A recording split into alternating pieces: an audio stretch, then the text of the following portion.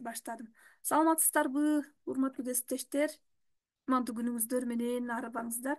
Биздин ушул Атай социалдык долбоор баштадык элек, бала тарбиялоо психологиясы боюнча теманын алкагында биздин Кыргызстандагы мыкты педагог психологдордун лекцияларын уюштуруп жатабыз. Бүгүн бизде Касым Тыныстанов атындагы Скөл мамлекеттик университетинин педагогика психология кафедрасынын окутуучусу, психология илимдеринин кандидаты Чолпонкулова Назгүл эжеке бизге лектор болмокчу. Назгүл эже, саламатсызбы? Назгүл Турдукалиевна, сизге терең ыраазычылык билдиребиз атай убактыңызды бөлүп, маанилүү билимиңиз менен бөлүшүп жатканыңыз үчүн. Сизге рахмат. Сизге сөз беребиз. Чоң рахмат, урматтуу кесиптештер. Мен бүгүн өзүмдүн компьютерима сөзгө чыкпай эленмин. Ошондуктан презентациямды демонстрациялабай эле мындай эле маектешүү иретинде кайтаралы деп чечтим. Ошо мурунку күндөрү мен четинен мындай маалымат алып аттым, эмне жөнүндө курстар болуп атат, кандай суроолор биздин адистерди, ата энелерди кызыктырат экен деп отуруп, кайсыл темада силерге мындай лекцияны сунуш кылсам деп ойлондум да. Андан кийин мындай теманы тандадым. Баланын жаман жүрүш турушунун чыныгы себептери эмне деген суроого бүгүн жооп таап көрөлү деп ойлоп атам. Мен өзүм жөнүндө дагы кичине кыскача айтып кетсем, Нургүл Шараповна айтты, мени презентация кылды. Мен ошол Сүкөл мамлекеттик университетинин бүтүрүүчүсүмүн жана мектепке чейинки педагогика психология боюнча адистигим бар. Андан сырткары кандидаттык диссертацияны педагогикалык психология боюнча жактап, азыр болсо студенттер менен, магистранттар менен дагы эле тарбиялоо маселелерине, билим берүү мейкиндигин туура уюштуруу көйгөйлөрүнө көңүл буруп, ушул жаатта иштеп атам. Эми мен сизге 1200'ler, 1500'ler, vermeyin kançalar 1500. Микрофонду ачыңыздар. мен ошо эки маанилүү ойду башында айтып коет элем да. Бала бар үй бүлөнүн жашоосунун мындай ажырагыс бөлүгү болуп, бул баланын жаман жүрүш турушу болушу керек деп айтамынчы. Бул теманы мен орусча даярдагам, азыр силерге синхрондуу түрдө которуп сүйлөгөнгө аракет кылып атам. Эгерде кээ бир жерде ооз болсо кечирип коюңуздар. Анан бала өзүн эмне үчүн жаман алып жүрөт? Бул силердин кыжырыңарга тийиштүү эмес. Же болбосо силердин тил угуш үчүн эмес. Же болбосо силердин жазалоо иретинен бир кандайдыр бир таттуу, даамдуу нерселерден курук алыш үчүн эмес. Же болбосо компьютерга, телефонго доступ бербей коюшуңар үчүн эмес. Анын себептери таптакыр башка нерселерде экен. Көрсө биз деген сырткы эле көрүнүштөрдү көрүп, алардын ушул ички түпкү себептерин көбүнчө билбейт экенбиз, түшүнбөйт экенбиз.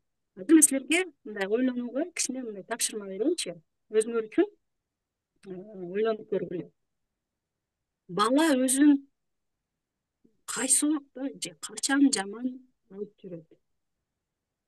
Орусча ребенок ведет себя плохо когда?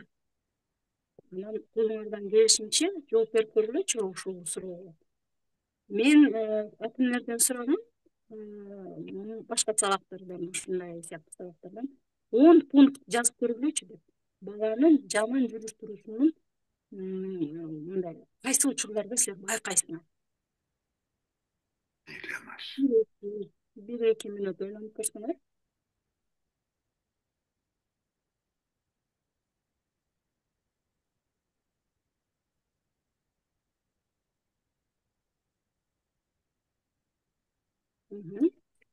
Эми ким эмнени өз үчүн мындай кандай жооп даярдап койду, мен аны сурабай эле коеюн. Жөн гана силер ушул суроого жооп берген жообуңар менен лекцияда мен берген жооптор дал келер экен, ошону келип эле салыштырып көрөлү. Эми начар жүрүш-туруштун биринчи себеби бул бала жаман деген эмне, жакшы деген эмне ошону көп түшүнбөй бергендигинде экен да. Башкача айтканда, кураттык өзгөчөлүккө жараша, балдар что такое хорошо, что такое плохо дегенди жакшы түшүнө албайт экен. Мындай силерге мисал келтирейин. Силер конокко барган атасыңар. Балаңарды татынакай кийинтип, мени күтүп тур деп сыртка чыгып тур деп сыртка чыгарып койдуңар. Бала деген площадкага чыкты дагы үйдүн алдында. Анан кийин сиз боюнуп макияжыңарды чачыңарды жасап туруп чыксаңар эле көрөгө, балаңар өзүнүн досу менен кумдун же жана щебенканын үстүнө отуруп алып жөн эле сапырып жатат экен. Силер ошол замат баланын кийимин алмаштырыш керек деп биринчиден ойлойсуңар, экинчиден алмаштырмак тургай кийимин өзүн да жуунуш керек. Мындай учурда ата эненин реакциясы кандай? Бетте кандайдыр бир негативдүү сөздөр, негативдүү баалоо пайда болушу мүмкүн экен. Анан кандай, эмне үчүн бала ушуну жасады? Эми мен келтирген мисалдагы баланын жаш курагы бир 5-6 жаш болсо керек, андан да кичи болушу мүмкүн. Эмнеге бала ушуну жасады? Ал конокко бараарын билет да. Көрсө, биз койгон критерий менен бала койгон критерийдин ортосунда чоң айырма бар. Бала бул оюн ал үчүн кызыктуу болгон үчүн, ошол оюн учурунда ал аябай маанайы ачык болуп, досу менен ойноп кубанып, ал деген кумдун ичинен бир нерсени издеди, бир нерсе курушту деп алар өзлөрүнүн фантазиялар дүйнөсүндө жашашты бул учурдачы. Анан кийин баланы жазалаш алдында биринчи өзүңөргө суроо берип көргүлөчү. Орусча жакшы кызык айтып атты. За что? Эмне үчүн биз баланы жазалашыбыз керек?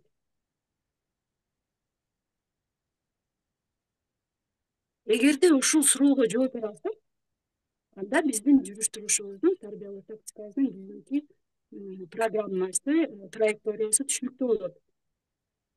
Балага бул иш-аракет аябай кызыктуу болуп аткан. Ошон үчүн анда жазалашыбыз керек. Же болбосо ал дайыма эле ошол көрөгө чыкканда ушинтип ботолоп ойноп, көңүлүн ачып келчү да, ошол үчүн биз кайра жазалашыбыз керек. Же болбосо силерде ой пайда болот атабы? Ойлонушу керек эле да. Ушундай конокко барган атсак, ал жөнүндө айтылып атса, андан кийин бул ойлосун. Кийимин булгап, тетебесин булгап, бизди кармап атат деп. Бирок балким бала ойлонушу керек эле бул жөнүндө. Бирок бул суроого жооп берүү бул башка лекциянын темасы да.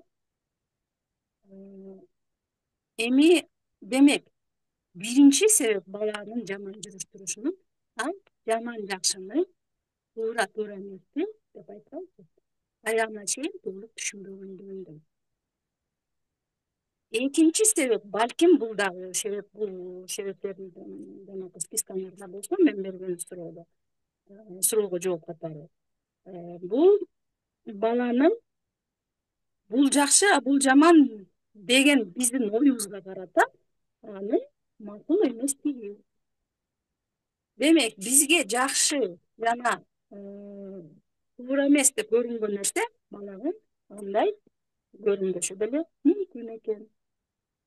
Ошондуктан бала туура эмес жүрүш-турушту көрсөткөндө үйдөнбү, коомдук жайданбы, биринчи өзүбүзгө төмөнкү суроолорду берип ойлонуп көрүшүбүз керек экен да. Бала түшүнүп атабы? Бул туура эмес жүрүш-туруш экендигин. Бул чоңдордун көз карашы боюнча жаман нерсе экендигин бала биринчиден түшүнүп атабы? Ошону суроо беришибиз керек. Анан экинчи суроо, мен өз баламдын ички оюн башкаларга билдирүүгө тыюу салбай эленби деп ойлонуп көрүшүбүз керек экен. Анан үчүнчү суроо, мен балам менен эсептешип атамбы ушул учурда деген 3 суроону берип көрүшүбүз керек экен жазалар алдында. Анан эгерде баланын ордуна өзүбүздү коюп, баланын көз карашы менен, баланын жан дүйнөсү менен ошол болуп жаткан окуяга мындай карасак, көпчүлүк учурда баланы жазалоонун эч кандай кажети жок. Себеби анын иш аракеттеринде эч кандай жаман ой жок болчу, негизи ал бала таптыр башка мотивация менен бул кылык жорукту кылган. Мисалы үчүн силер күндө балаларга кечинде айтасыңар, оюнчуктарыңды жыйна, андан кийин жатасың деп. Бала болсо ошол оюнчуктарды чачып, кандайдыр бир өзү гана түшүнүп турган, өзү гана мындай көрүп турган деп айтайынчы, кандайдыр бир дүйнөнү ошол оюнчуктардын жардамы менен курду. Кандайдыр бир башкача космостук же башка бир кандайдыр бир окуяны биз түшүнбөгөн нерсени чагылдырып атабыз ошол оюнчуктарга. Андан кийин мисалы менин деле балам, өзүмдүн балам азыр кенже болчу, пластилинди аябай жакшы көрөт жана пластилиндер менен анын өзүнүн бөлмөсү комнатасы болгон, башка үйлөргө дагы биздин комнаталарга чыгып ага менен ойнойт. Мен жыйнагым келет, бирок ойлойм да, ушу балам фантазиясында бир нерсени курду болуш керек. Ушуну жыйноонун мага кандай кажети бар? Мага бул нерсе кандай пайда алып келет? Эгерде бала ушундай старание менен оюнчуктардын жардамы менен кандайдыр бир замок жасап атабы же билбейм гараж жасадыбы, бир шаар куруп атабы, ошону күндө бузуп биз талкалап, анан кайра эртеси күнү баланын ошонун баарын жасаганына мындай кажет барбы деп ойлойм да менчи. Ошону биринчи кезекте жыйна, оюнчугуңду жыйна дегендин алдында жөн эле бул беспорядокпу же кандайдыр бир сюжетти билгизе турган мындай рабочий беспорядокпу, ошону биз ажыратышыбыз керек экен.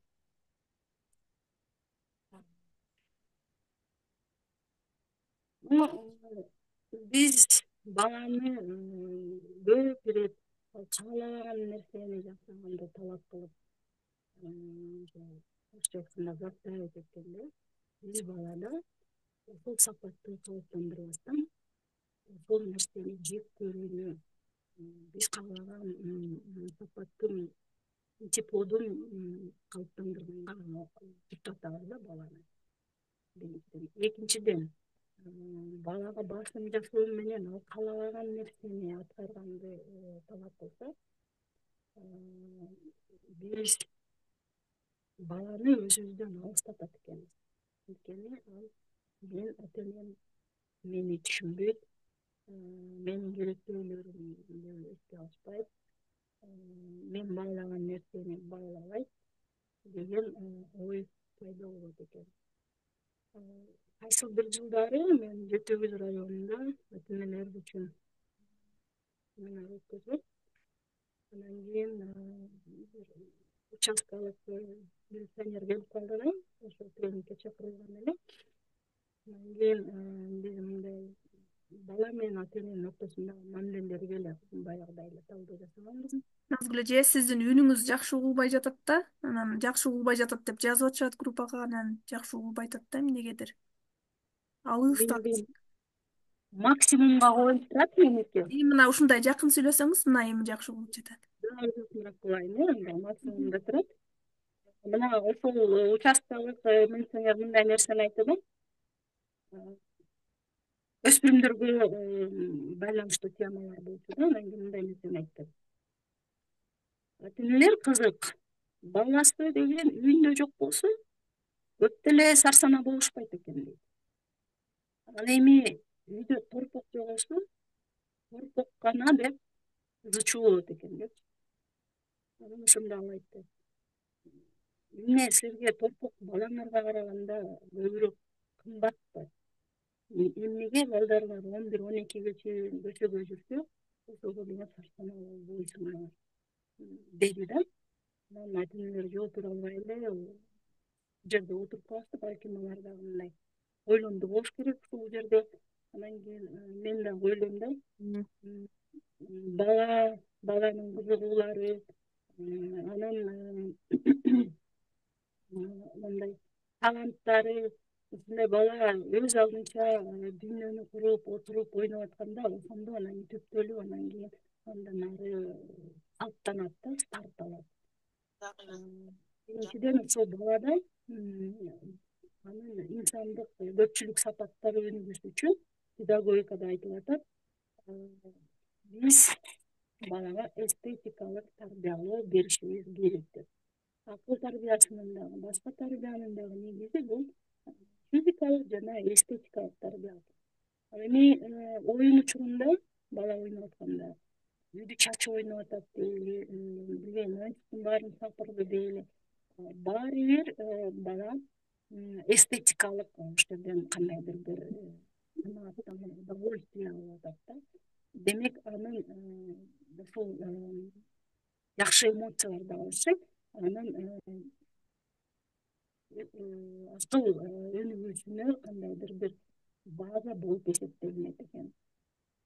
Бул экинчи себеп болду, начар жүрүш туруштун экинчи себеби деп айта албайм. Дагы эле начар угулуп атабы, Нургүл?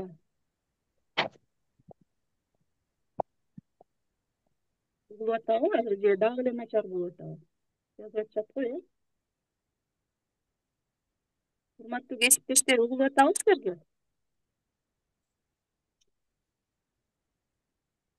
Азыр Моспежеке. Мага деген мындай кайтарым байланыш жок болгондуктан мен угуп атасыңар, укпай атасыңар, ошо билбей атам да, бирок азыр өлүп коюп атат, оюңуз шыналбай калып атабыз. үзүлүп атабы же звук жок болуп атабы?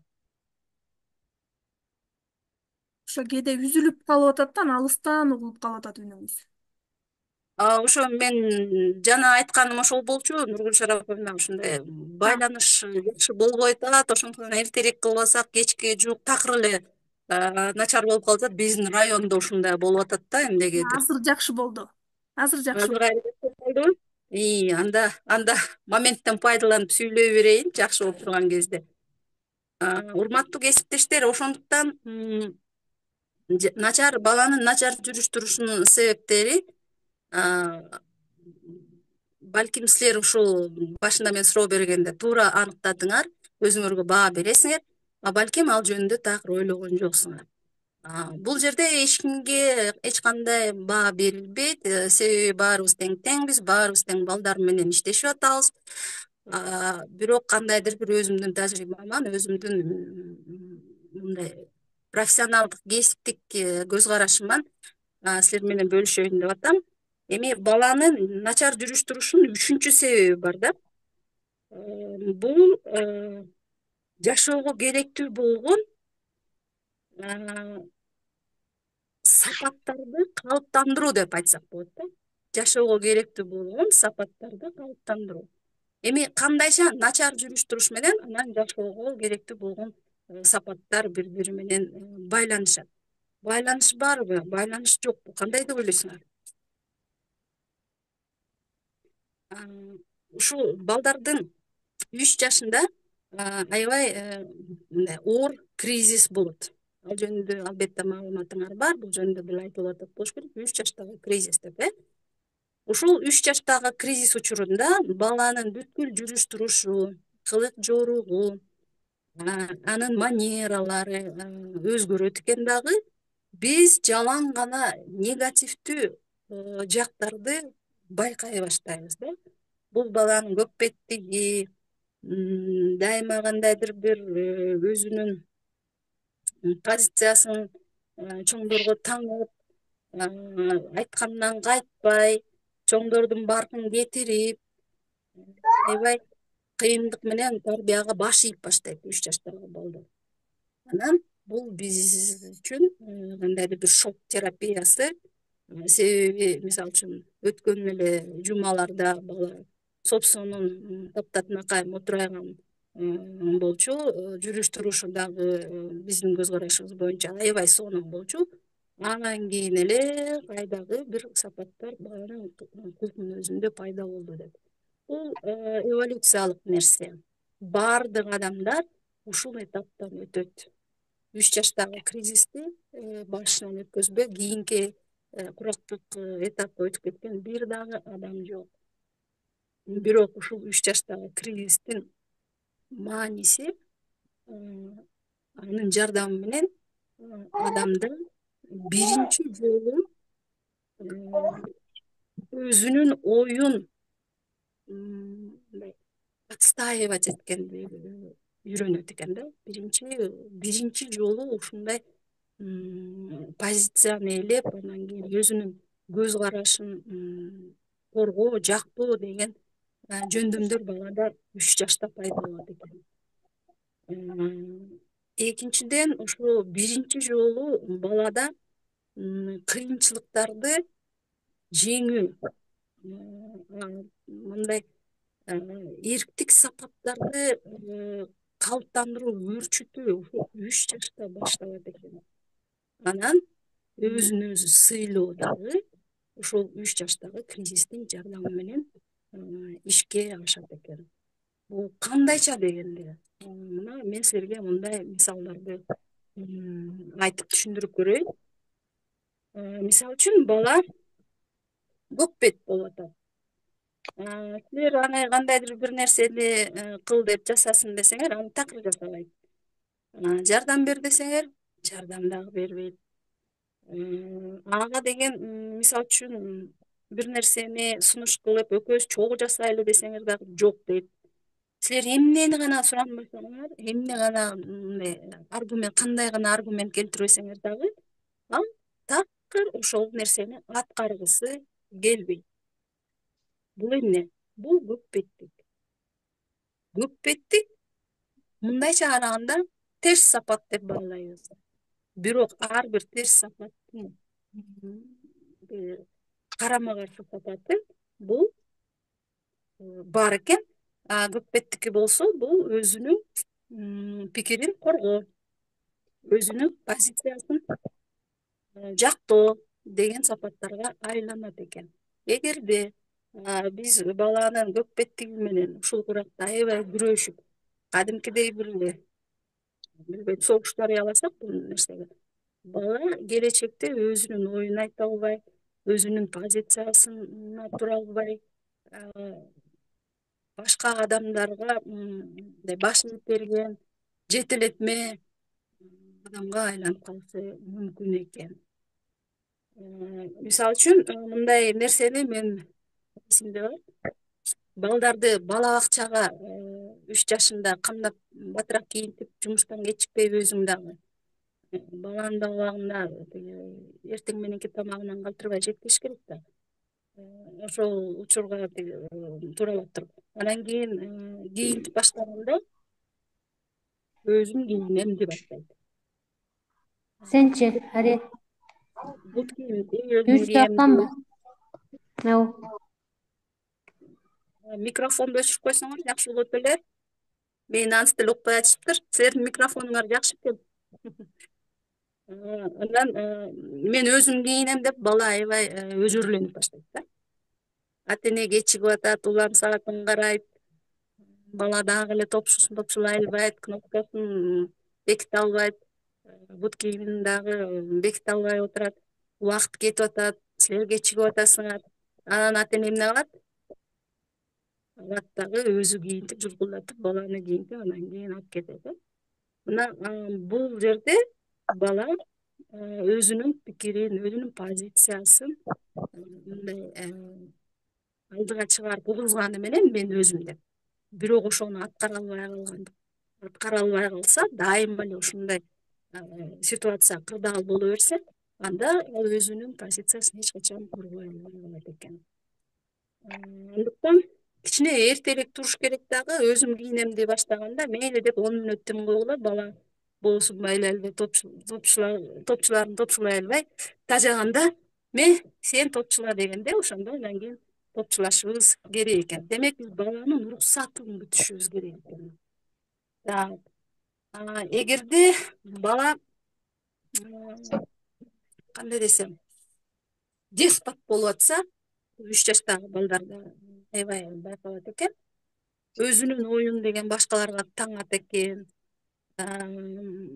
бизди чоң кишилерди башкарып эмне кылыш керек, каяка барыш керек, ушундай бир буйруктарды берип башташы ыктымал экен. Бул аябай жакшы көрүнүш деп айтып атам да. Себеп дегенде бул балада лидерлик сапаттардын биринчи көрүнүшү ушунда болуп атат. Экинчиден, баланын өзүн өзү сыйлоосуна ушу деспотизмди көрсөтүү алып келет экен. Себеби биз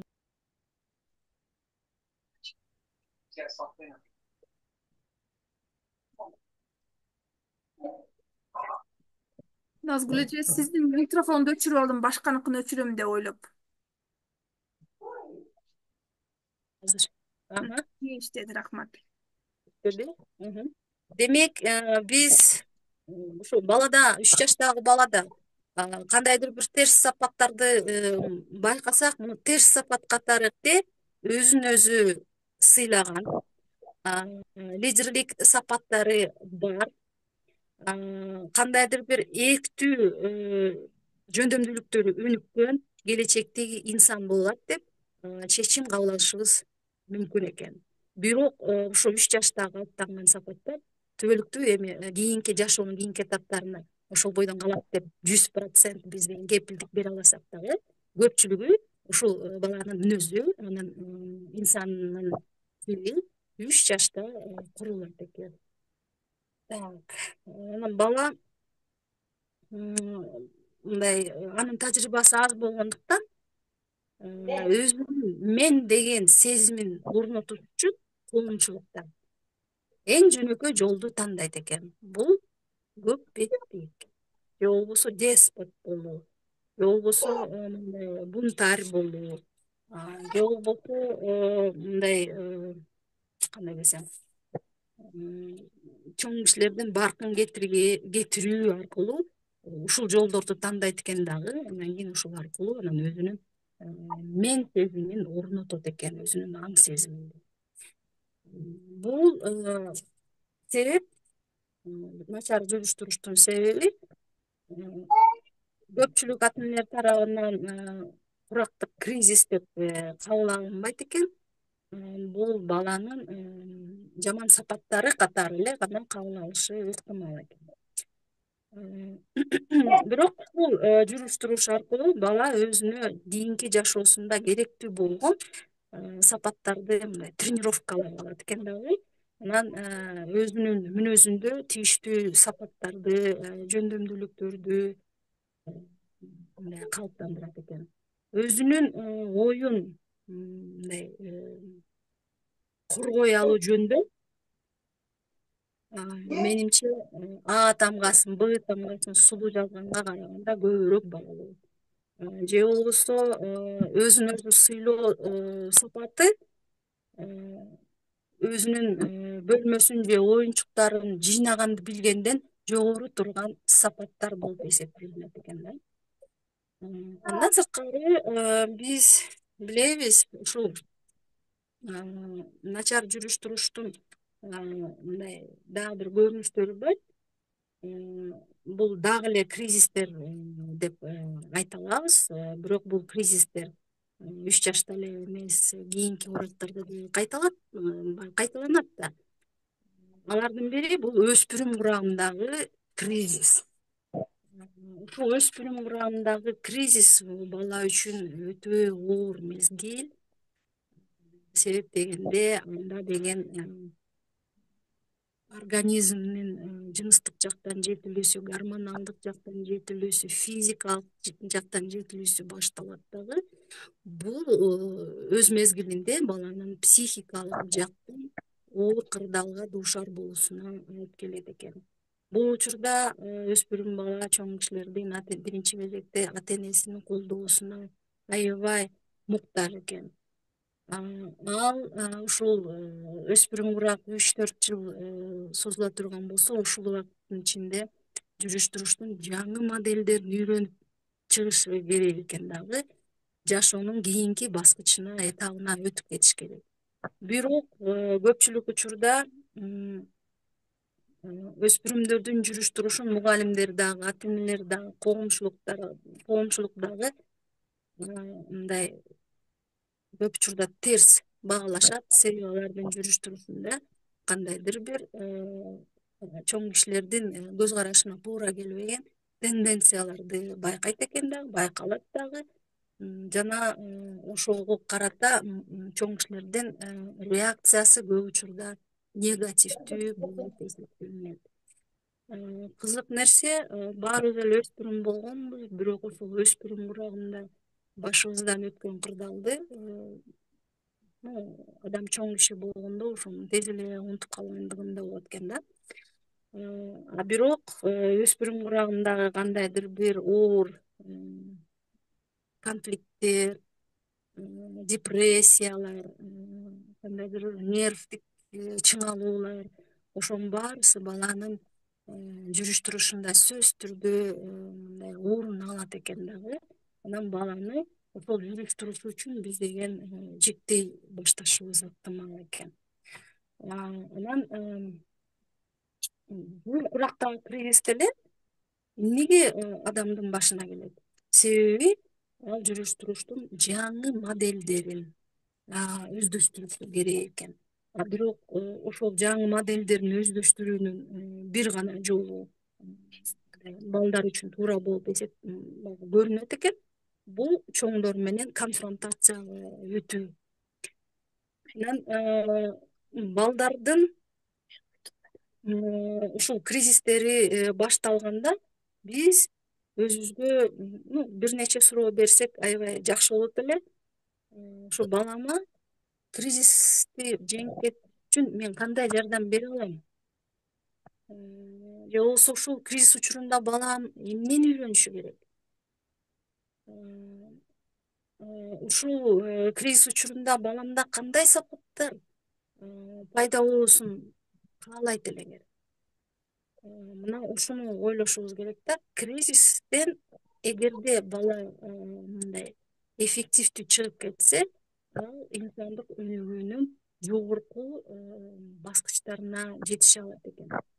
Анда позитивдүү деп айталычы, инсандык сапаттар көбүрөөк калыптанат экен.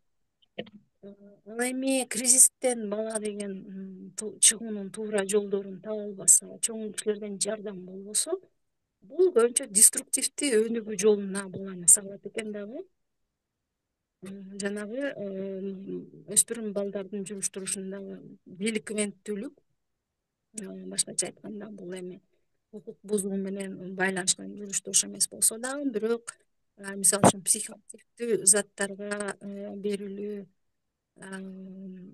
мисалы үчүн кооптуу жыныстык байланыштар жана башка ушул сыяктуу нерселерге баланы мындай кырдаал түртүшү ыктымал экен. Кайра эле айтып атам, ыктымал деп сөзсүз дебей эле турам. Эми начар жүрүш туруштун дагы бир себеби болот экен. Бул эгерде ата энелер балдардын базалык керектөөлөрүн канагаттандырбай, кандайдыр бир көңүл кош мамиле кылса, ошол учурда балдарда жүрүш турушунда бузулуштар байкала баштайт экен. Албетте биз ата энелер балдардын баардык керектөөлөрүн учурунда канааттандырганга аракет кылабыз. Бирок балким биз өзүбүздүн оюбуз боюнча биз кандай деп ойлосок, бала эмнеге муктаж деп эмнени чечсек, ошол муктаждыктарды канааттандырганга аракет кылабыз. Бирок балада биз ойлобогон дагы керектөөлөр болушу мүмкүн экен. Эми мындай кылганда балада негизги 5 базалык керектөө бар. Бул анын физиологиялык керектөөлөрү, мисалы үчүн жылуулукка, тамак ашка, кийимге, турак жайга муктаж болуу дегендей. Бала коопсуздукка муктаж. Бул мисалы үчүн коопсуз чөйрө, физикалык чөйрө, коопсуз психологиялык чөйрө. Бала деген бир нерседен мындай чоочулап коркуп турбашы керек, үйдөбү, балалыкчадабы, сабактабы, мектепте. Андан сырткары бала деген сүйүүгө муктаж. Ал бул ата энесинин гана сүйүүсү эмес, ошо жакындарынын дагы сүйүүсүнө муктаж экен. Андан кийинки муктаждык бул өзүн баягы сыйлоо жана таанытуу муктаждыгы болот экен. Мына ушул өзүн таанытуу же болбосо самореализация муктаждыгы бул эң жогорку муктаждыктардын бири. Эми бул муктаждыктарды мисалы үчүн физиологиялык жана коопсуздук муктаждыгын мындай камсыз кылуу оңоюраак болгону менен калган 3 муктаждыкты камсыз кылуу өтө мындай чеберчиликти талап кылат экен. Мисалы үчүн бала ата энеси аны жакшы көргөнүн кантип билет? Ата эне кантип туюнтат ошону? Бала деген бала ошо ата энесинен жылуу мындай сөздөрдү, мээримди күтөт экен, колдоону күтөт экен, ырастоону. Кандай гана кырдаал болбосун баланы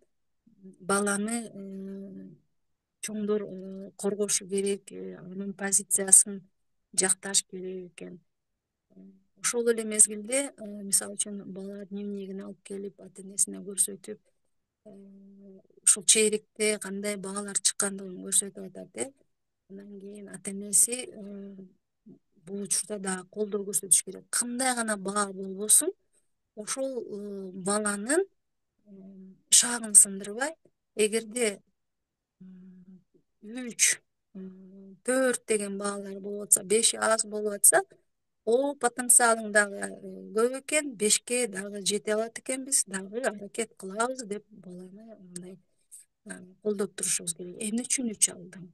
Ушул өз сабагынан дагы 3 аласыңбы деген сөздөр баланын өзүн өзү баалоосун төмөндөтөт эмеспи? Ошондуктан ар бир баланын жетишкендигин дагы баланын кандайдыр бир мындай кандай десем мүдөөсү бар бала анан ошол нерсеге жетише албай атса, баары бир ал бала деген бизден колдоо күтүп турат да, дагы андан ары шыктандырган. Ошону биз деген ар бир мындай баарлашууда, ар бир контакт болгондо балдарга мындай түшүндүрүп берип турушубуз керек. Бала эмне гана кылбасын, кандай гана болбосун, баары бир мен сени жакшы көрөм, мен сени кабыл алам деген өзүңөрдүн позициябызды, өзүбүздүн позициябызды балага дайыма билдиришибиз керек экен. Анан эгерде баланын биз азыр караган муктаждыктары эске алынбай турган болсо, бала аларды баары бир канааттандырганга аракет кылат экен да. Анын колунан келген бардык каражаттарды жумшайт экен. Ар кайсы методдорду издей баштайт экен. Анан ушул баланын кылган аракеттерин кээде биз жаман жүрүш туруш деп кабыл алышыбыз мүмкүн экен. Андыктан мындай эмне үчүн бала ушуну жасады деген биринчи суроону берип туруп, кайра эле өзүбүзгө суроо берет экенбиз. Мунун негизги мындай көмүскөдө калган кандай себеби бар болду экен деп ошого анализ кылгандан кийин гана анан биз тигил же бул баамдоо жасашыбыз керек экен. Мисалы кечээ лекциянын бир мен моментин угуп калдым. Үй бүлөдө деген көп бала болсо, же мен башка жерден уктумбу азыр мен точно айта албай атам. Үй бүлөдө көп балалуу үй бүлөдө жок, кетиш болду, бул көчөкү лекция эмес, бул деген бүгүн менин студентим окуучуга мүнөздөмө жазыптыр дагы. Андан кийин жакшы окуган окуучунун мүнөздөмөсүн жазбай, ал кыз деген начар окуган балага мүнөздөмө жазууну чечиптир дагы. Андан кийин ал бала үй бүлө, көп балалуу үй бүлөдө жашайт экен жана балдардын кичүүсү эмес, ортоңку бала экен. Анан кийин анын жүрүш турушундагы класста өзүн алып жүрүшүнүн кылык жоруктарынын көптөгөн себептери үй бүлөдөгү тарбиядан келип чыгып аткандыгын биз экөөбүз чогуу отуруп алып талдадык да. Мен үчүн бул талдоо бүгүнкү силер менен маектешүүгө дагы даярданганга кандайдыр бир теориялык методологиялык негизди түзгөнгө дагы аябай жардам берди. Анан ушул талдоонун натыйжасында балада жаман жүрүш туруштун себеби эмне дегенде, биз ошону үй бүлөлүк тарбиялоонун кемчиликтерине мындай байланыштырдык. Анткени социалдык жактан дагы бала колдоо албайт, эмеде мектепте дагы колдоо албайт экен, үй бүлөдө дагы эч кандай колдоосу жок экен. Ошого байланыштуу анда өспүрүмдүк реакциялар пайда болуп, анан жүрүш турушу мектептеги адекваттуу эмес болуп атыптыр да. Анан кийин ошондо биз студентим экөөбүз отуруп алып, кайсы баланын кайсы базалык муктаждыктары канааттандырылбай аткандыгын анализге алдык. Анан көпчүлүгү бул ушул баланын коопсуздукка болгон муктаждыгына келип байланды. Баланын ошо үй бүлөдө жетишерлик деңгээлде сүйүү албагандыгы, колдоосу жок болгондугу, ошол нерселер анан кийин байкалды. Анан албетте анан кийин бала мындай өзүнүн жашоосунда кандайдыр бир нерсеге муктаж болуп атса, ошол муктаждыгын канааттандырганга аракет кылат. Анан эми өспүрүм курагында бул муктаждыкты канааттандыруунун баланын көз карашы боюнча мындай дайыма эле прогрессивдүү жолдор тандалбайт экен, кээде деструктивдүү кандайдыр бир компоненттер мындай үстөмдүк кылып кетиши мүмкүн экен дагы. Бала туура эмес жүрүш турушту көрсөтүү аркылуу өзүнө кадыр-батка ээ болууну мындай туура көрөт экен да, ошондой жолду тандайт экен да. Андыктан бала менен эгерде биз мындай толук бири бирин түшүнүүнү кааласак, биз балага көбүрөөк көңүл бурушубуз керек экен. Канчалык көп убакыт бала менен болсок, канчалык бала мисалы үчүн эрте балалык курак кезинен тартып биз балага көбүрөөк көңүл буруп, бала менен пайдалуу иш аракеттерди чогуу жасай турган болсок, жөнөкөй эле ойносок, жомок окусак, Hep böyle. ошончолук балага бул пайдалуу. Келечекте дивидендтерди андан кийин алат экенбиз. Ошол замат болбосо дагы келечекте деп айтабыз. Азыркы биз балдарга жасап аткан мамилебиз бул келечекте алардын бизге жана өз балдарына жасай турган мамиленин модели болуп калат да. Себеби адам өз башынан өткөн модельди кайра көпчүлүк учурларда демонстрациялайт экен. Анан баланы жаман жүрүш туруш үчүн жазалоо болбойт экен. Мына бүгүнкү мен айта турган сөзүмдүн жыйынтыгында ушуну айтайын. Себеп дегенде начар жүрүш туруштун негизинде биз азыр карап чыккан 5 себеп жатат экен. Бул жерде биз баланын жаман инсандык сапаттары жөнүндө такыр кеп кылган жокпуз. Жаман сапаты бар, ошондуктан ушундай жаман жүрүш турушту көрсөтүп атабыз дейт. Жок, жаман жүрүш турушту детерминациялаган же болбосо шарттаган нерселер бул таптакыр баланын өзүндө эмес, сыртта жаткан себептер экендигин көрүп атабыз. Бирок баланы жазалаганга болот экен. Бир эле учурда мындай установленный правила деп коет да, биз иштеп чыккан кандайдыр эрежени бузганда гана кандайдыр бир жазалоо кодекси болушу керек экен. Класстагы, үй бүлөдөгү ошондо жазалоо колдонулат. бирок начар жүрүш туруш үчүн жазалоо бул мындай санкция болбошу керек. Бул жүрүш туруштун жөн гана биз себебин түшүнүп, балага ушул нерсени оңдоого биз кандайдыр бир шарт түзүп беришибиз керек. Ошондо балада анан кийин келечекте анын тагдырын чечкен ушул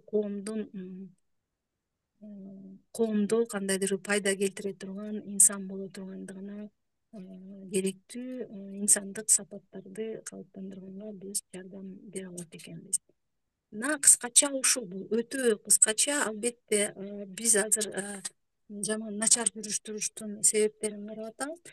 Бирок ар бир себепти биз өзүнчө карап, өзүнчө лекциялардын циклын жасасак деле болмок. Бирок мен азыр экскурс кылып койдум. Себеп дегенде мындай обзордуу түрдө кандайдыр маалыматты алганда профессионалда ТНде кандайдыр бир өзүнүн тарбиялоо тактикасынын мындай жол картасы пайда болот, же болбосо бар болсо жол картасы, балким ошол жол картасына кандайдыр өзгөрүү киргизүүнү биз ойлоп баштайбыз.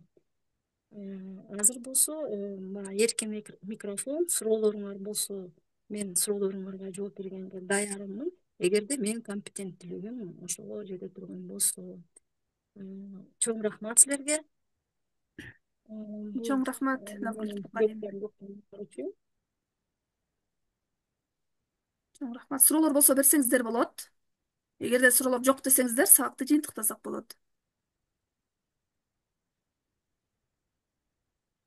Суроолор жок окшойт, анда суроолор жок. Убактыңызды бөлүп бизге маанилүү баян куруп, лекция кылып бергениңиз үчүн абдан ыраазычылык билдиребиз. Назгүл эже, чоң рахмат сизге. Ишиңизге ийгиликтер. Рахмат силерге. Тең болсун. Чоң рахмат. Рахмат. Жакшы эс алыңыздар. Ийгилик каалайм сиздерге. Ийгилик. Кайра көрүшкөнчө. Рахмат Назгүл эже.